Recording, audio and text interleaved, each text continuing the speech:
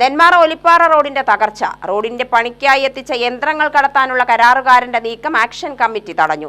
യന്ത്രസാമഗ്രികൾ ഇടുക്കിയിലെ വർക്ക് സൈറ്റിലേക്ക് കടത്തിക്കൊണ്ടുപോകാൻ നടത്തിയ നീക്കമാണ് Nenmara Olippara road action committee തടഞ്ഞത്. ഇടുക്കി രാജാക്കാട്ടിൽ നിന്നു വന്ന ഏച്ചർ വാഹനവും വാഹനത്തിൽ വന്നവരെയും കമ്മിറ്റിക്കാർ തടയുകയായിരുന്നു. ബന്ധപ്പെട്ട അധികാരികളോ കരാറുകാരുമായി ബന്ധപ്പെട്ടവരോ വന്നിട്ടേ വാഹനം വിട്ടുനൽകൂ എന്ന് കമ്മിറ്റിക്കാർ നിലപാടെടുത്തു. ഇപ്പോൾ ഈ വാഹനം കയറ്റിക്കൊണ്ടുപോകാൻ വേണ്ടി വന്നപ്പോൾ ഈ ആക്ഷൻ കമ്മിറ്റി ഇത് കണ്ണിൽ എണ്ണയൊഴിച്ചത് ശ്രദ്ധിക്കുന്നുണ്ട് എന്ന് ഇതിലെ ബന്ധപ്പെട്ട അധികാരികൾ മനസ്സിലാക്കണം.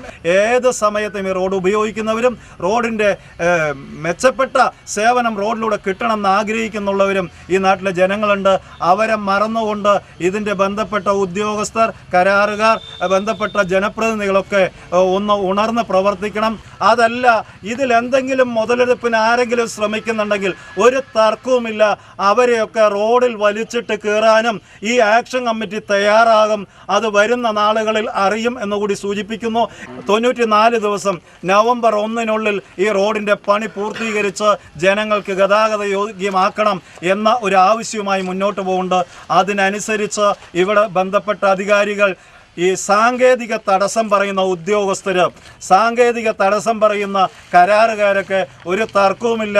ഞങ്ങൾക്ക് വാഹനത്തിൽ കയറി കാസർഗോഡ് എത്താനും വലിയ ബുദ്ധിമുട്ടൊന്നുമില്ല.